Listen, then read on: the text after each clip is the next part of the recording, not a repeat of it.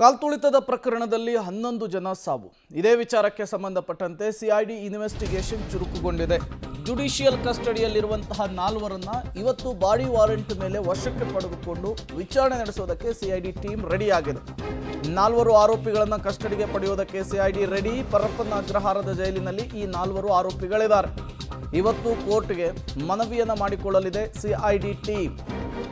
Body warrant ಮೇಲೆ ಇವರನ್ನು ಕಸ್ಟಡಿಗೆ ಪಡೆದುಕೊಂಡು ಇಂಟ್ರಾಗೇಷನ್ ಅನ್ನು ಶುರು ಮಾಡ್ತಾರೆ. ಕಾಲ್ತುಳಿತದ ಕೇಸ್ನಲ್ಲಿ RCB, DNA, KSCA 3 ಸಂಸ್ಥೆಗೆ ಸಂಬಂಧಪಟ್ಟಂತಹ 4ವರನ್ನು ಅರೆಸ್ಟ್ ಮಾಡಲಾಗಿದೆ. 4ವರನ್ನು ಅರೆಸ್ಟ್ ಮಾಡಿ ನ್ಯಾಯಾಧೀಶರ ಎದುರು ಪ್ರೆಸೆಂಟ್ ಮಾಡಲಾಗಿತ್ತು. ಅದಾದಮೇಲೆ ಜುಡಿಷಿಯಲ್ ಕಸ್ಟಡಿಗೆ ಕೊಡಲಾಗಿತ್ತು.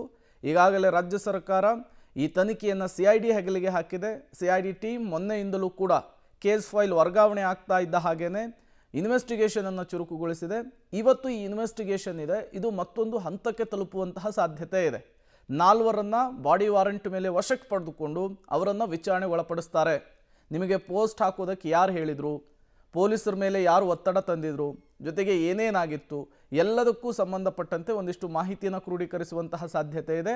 ಇಲ್ಲಿ ಕ್ರೋಢೀಕರಿಸಿರುವಂತಹ ಮಾಹಿತಿಯನ್ನು ಆಧರಿಸಿ ಮತ್ತಷ್ಟು ಜನರಿಗೆ ಬುಲಾವ್ ಕೊಡುವ, ಮತ್ತಷ್ಟು ಜನರಿಗೆ ನೋಟಿಸ್ ಕೊಡುವಂತಹ ಸಾಧ್ಯತೆ ಇದೆ, ಮತ್ತಷ್ಟು ಜನರನ್ನು ವಿಚಾರಣೆಗೆ ಒಳಪಡಿಸುವಂತಹ ಸಾಧ್ಯತೆ ಇದೆ. ಹಾಗಾಗಿ ಸಿಐಡಿ ಇನ್ವೆಸ್ಟಿಗೇಷನ್ನಲ್ಲಿ ಇವತ್ತಿನ ದಿನ ಬಹಳ ಮುಖ್ಯವಾಗುತ್ತೆ. ಈ 4 ಆರೋಪಿಗಳು ಕಾಲ್ತುಳಿತದ ದುರಂತದ ವಿಚಾರಕ್ಕೆ ಸಂಬಂಧಪಟ್ಟಂತೆ ಯಾರ್ಯಾರ ಹೆಸರನ್ನು ಬಾಯ್ಬಿಡ್ತಾರೆ, ಜೊತೆಗೆ ವಿಚಾರಣೆ ಸಂದರ್ಭದಲ್ಲಿ ಏನೆಲ್ಲ ವಿಷಯಗಳನ್ನು ಬಾಯ್ಬಿಡ್ತಾರೆ ಅನ್ನೋದು ತುಂಬ ಮುಖ್ಯವಾಗುತ್ತೆ. ಈ ವಿಷಯವನ್ನು ಆಧರಿಸಿ ತನಿಖೆ ಮತ್ತೊಂದು ಹಂತಕ್ಕೆ ತಲುಪುವಂತಹ ಸಾಧ್ಯತೆ ಇದೆ.